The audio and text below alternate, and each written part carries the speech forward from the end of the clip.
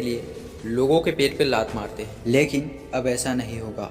उस गरीब लोगों को अब लात नहीं खाना पड़ेगा, क्योंकि 2017 में ही भय युग को हटा दिया गया। अब सिर्फ वहाँ पर योगी युग है। अब किसी को डरने की जरूरत नहीं है। वो अपने जनता के पेट पे लात मारना नहीं जानता, वो सिर्फ अपने जनता के लिए कुछ करना जानता है और कुछ देना जानता है। अरे आपका बहुत बहुत धन्यवाद। अगर योगी को दिवाली का त्यौहार भी मनाना हो तो वो अपने घर पे नहीं बल्कि लोगों के साथ जाकर मनाता है, और वहाँ पे उसे बहुत ही ज़्यादा खुशी मिलती है। जब भी कोई गुंडे मवाली लोग यूपी के औरतों के साथ छेड़खानी करने की कोशिश करता है, वैसे लोगों के सामने योगी एकदम से प्रकट हो जाता है और उसे ऐसा सबक सिखाता है कि वे लोग खुद कहते हैं कि हमें गिरफ्तार कर लीजिए और आज से हम ऐसा काम कभी नहीं करेंगे। क्राइम ओवर चला बुलडोजर, यानी कि क्राइम करने वाले लोगों को बुलडोजर से कुचल दिया जाएगा। जैसे इस घर को ब्लैक मनी से बनाया गया था और सेकेंडों में इस घर को कुचल दिया गया।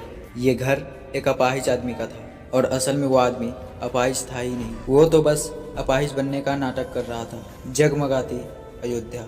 योगी जितना यूपी के लोगों से प्यार करता है उतना ही ये श्री राम से भी प्यार करता है, और इसीलिए यह हमेशा अयोध्या में दीप जलाने के लिए आता है और ये दीप बाकी दीपों के साथ मिलकर श्री राम का नाम बन जाता है।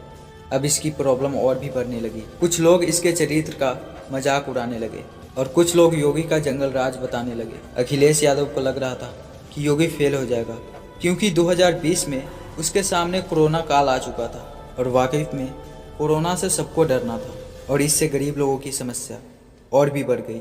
योगी एक बच्चे को गोद में उठाता है और इसे बाल सेवा योजना का अधिकार देता है। बहुत से लोगों को मुफ्त में राशन भी देते हैं और कोरोना से जूझ रहे लोगों को मुफ्त में वैक्सीन देते हैं। योगी ने यूपी को ऐसा बना दिया कि दूसरे स्टेट के लोग यूपी आने लगे। राजस्थान के लोग योगी को देखकर काफ़ी खुश हुए। अब बारी है कोरोना को मार भगाने की। योगी भोलेनाथ का त्रिशूल लेता है और कोरोना के ऊपर चला देता है। कोरोना वहीं पे ध्वस्त हो जाता है। ऑस्ट्रेलिया के लोग उसके काम से खुश होकर योगी को वेल्डन बोलते हैं और कहते हैं हम लोगों को भी योगी की ज़रूरत है। अब फिर से वहाँ पर एक और वायरस फैलने लग जाती है और वे अपने आप को कहता है कि मैं हूँ इंसेफ्लाइटिस। योगी ने श्री राम का नाम लेकर उस इंसेफ्लाइटिस के ऊपर अपना बाण छोड़ देता है। जैसे ये बाण उस वायरस को लगता है वो पूरे आसमान में चक्कर काटने लग जाता है। अब वहाँ के लोगों को डीबीटी भुगतान मिलता है। अब हर घर शुद्ध जल मिलने लगा।